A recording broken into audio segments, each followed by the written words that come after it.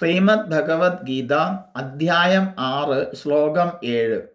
ജിതാത്മന പ്രശാന്തസ്യ പരമാത്മാ സമാഹിതഃ ശീതോഷ്ണസുഖദുഃഖേഷു തഥാ മാനാപമാനയോഃ.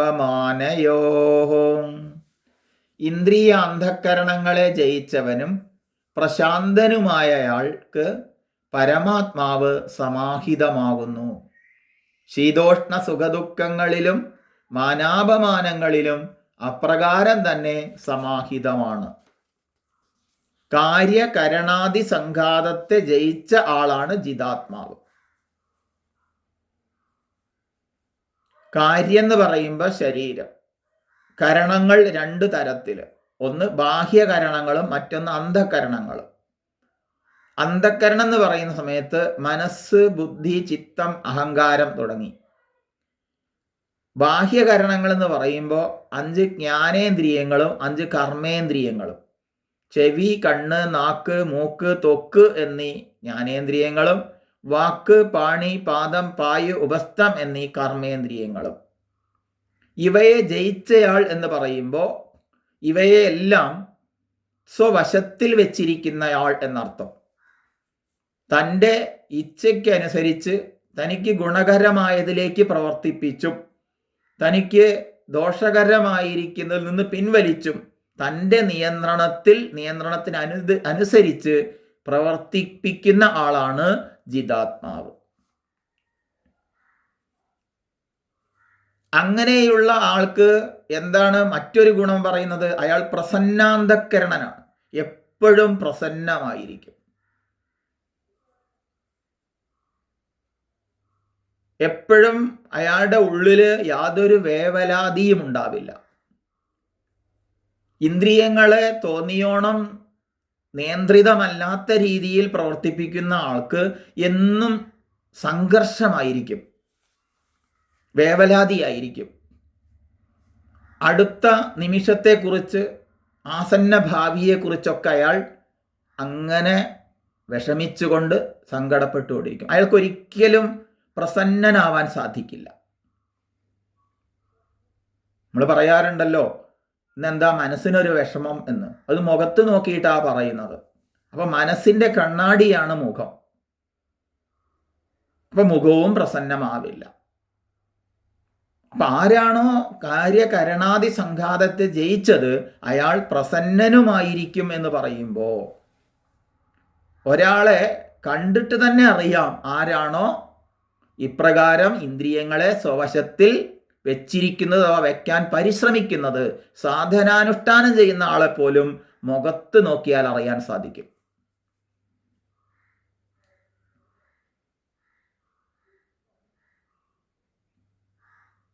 അങ്ങനെയുള്ള ഒരാള് സാക്ഷാത് ആത്മഭാവത്തിൽ വർത്തിക്കുന്നു. ശരിയായ ആത്മാവ്. ശരിയായ ആത്മാവ് എന്ന് പറഞ്ഞാൽ നേരത്തെ നമ്മൾ ചിന്തിച്ചു, ശരീരത്തെ ആത്മാവെന്ന് തെറ്റിദ്ധരിക്കുന്നവർ ആത്മഹത്യ ചെയ്യുന്നു. ഇന്ദ്രിയാന്തകരണങ്ങൾ ആത്മാവെന്ന് വിചാരിക്കുന്നവർ അത് താനാണെന്ന് തെറ്റിദ്ധരിച്ച് അതിൻ്റെ വിഷമങ്ങൾക്ക് വശവഗതനാവുന്നു. ഇതൊന്നുമില്ലാതെ ആത്മാവ് ഇതൊന്നും ചെയ്യുന്നുമില്ല, ഇതൊന്നും അനുഭവിക്കുന്നുമില്ല, താൻ ആത്മാവാണെന്ന് തിരിച്ചറിഞ്ഞിരിക്കുന്ന ഒരാള്, അയാൾ ആരാണ്? അയാൾ സന്യാസിനഹ എന്ന് ഭാഷ്യകാരൻ വിശേഷിപ്പിച്ചിരിക്കുന്നു. അയാളാണ് സന്യാസി. അയാൾ കാഷായം എടുത്തോളന്നൊന്നുമില്ല. ഈ തലത്തിൽ ഒരാൾ എത്തിയെങ്കിൽ അയാളെയാണ് സമാഹിതൻ എന്ന് പറഞ്ഞിരിക്കുന്നത്.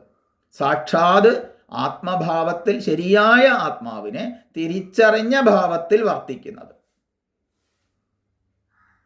അത് ബുദ്ധിതലത്തിൽ അറിഞ്ഞതുകൊണ്ട് കാര്യമില്ല. എന്നാൽ ബുദ്ധിതലത്തിൽ അറിഞ്ഞാലും അതിൻ്റെതായ പരിണാമം അയാളിൽ കാണാൻ സാധിക്കും. പക്ഷെ അത് പൂർണ്ണമാവണമെങ്കിൽ ആത്മാ സത്യസാക്ഷാത്കാരം നേടുക തന്നെ വേണം. അതായത് ജീവഭാവങ്ങളെല്ലാം മിഥ്യാകൽപ്പിതങ്ങളാണെന്ന് ഉറപ്പിച്ചിട്ട് ബ്രഹ്മാകാര വൃത്തിയെ പ്രാപിക്കുക തന്നെ വേണം. അതിൽ പിന്നെ ഒരിക്കലും ഇളകുന്നില്ല. എന്നാലും അതിനായിക്കൊണ്ട് പരിശ്രമിക്കുന്ന ഒരു സാധകന് പോലും ഈ പ്രസന്നത കൈവരിക്കാനാവും. നിമിഷ നേരം കൊണ്ട് ആത്മാനുസന്ധാനത്തിലൂടെ തൻ്റെ ബാഹ്യമായ ആ വിഷമതകളെ, പ്രശ്നങ്ങളെ, ചാഞ്ചല്യത്തെ നിവൃത്തി വരുത്താൻ അയാൾക്ക് കഴിയും. അതാണ് ഒരു സാധകന്റെ ഗുണം. സാധനാതലത്തിൽ പോലും അതിന് ഗുണമുണ്ട്. ശീതമാവട്ടെ, ഉഷ്ണമാവട്ടെ, സുഖമാവട്ടെ, ദുഃഖമാവട്ടെ, മാനമാവട്ടെ, അപമാനമാവട്ടെ, ഇങ്ങനെ സർവ്വദ്വന്ദ്ങ്ങളും ജീവിതത്തിൽ മാറി മാറി വന്നു ചേരും. സാധാരണ ആൾക്കാർ ഈ ഇങ്ങനെയുള്ള ദ്വന്ദ്ങ്ങൾക്ക് അടിമപ്പെട്ട് വിഷമിച്ചും സങ്കടപ്പെട്ടും പ്രയാസപ്പെട്ടും അങ്ങനെയൊക്കെ കഴിയുക ചെയ്യുന്നത്. ഇതാണ് സംസാര ക്ലേശങ്ങൾ. എന്നാൽ ജിതാത്മാവും പ്രശാന്തനുമായി പരമാത്മ സാക്ഷാത്കാരത്തിലേക്ക് ഉയരുന്ന ആള് ഇത്തരം ദ്വന്ദ്ങ്ങളെ എല്ലാം അതിക്രമിച്ചു കഴിയുന്നു. ലോകദൃഷ്ടിയിൽ കാണപ്പെടുന്ന ഒരു പ്രയാസങ്ങളും ഒരു ദ്വന്ദ്ങ്ങളും ഒരു ദ്വന്ദ്വ മധ്യത്തിലും, താമരയില എപ്രകാരമാണോ വെള്ളത്തിൽ, എന്നാൽ വെള്ളത്താൽ ലിപ്തമല്ലാത്തത്, അതുപോലെ ഏത് പ്രയാസങ്ങളുടെ ഘട്ടത്തിലും അയാൾ പ്രയാസപ്പെടാതെ അയാൾ ബ്രഹ്മാത്മബോധത്തിൽ വർത്തിക്കുന്നു. അയാൾക്ക് മാനാപമാനങ്ങളോ പൂജാപരിഭവങ്ങളോ ശീതോഷ്ണങ്ങളോ ഒന്നും അയാളെ ബാധിക്കുന്നില്ല. എല്ലാത്തിലും അയാൾക്ക് സമബുദ്ധി മാത്രം. വരട്ടെ, അത് പോവുകയും ചെയ്യും. ഇങ്ങനെ നിർദ്വന്ദ്വതയിലുള്ള ഈ ആത്മനിഷ്ഠ തന്നെയാണ് അതിൻ്റെ പൂർണ്ണത തന്നെയാണ് മുക്തി. ഇതിങ്ങനെ നിരന്തരമായ സാധനാനുഷ്ഠാനങ്ങളിലൂടെ അഭ്യസിച്ച് അതിൻ്റെ പൂർണ്ണത നേടുമ്പോൾ അതിന് തന്നെയാണ് മുക്തി. അത് ഈ ജന്മത്തിൽ തന്നെ നേടേണ്ടതാണ്. അല്ലാതെ മുക്തി എന്ന് പറഞ്ഞാൽ വേറെ ഒന്നുമല്ല, മരിച്ചിട്ട് കിട്ടേണ്ടതൊന്നുമല്ല മോക്ഷം.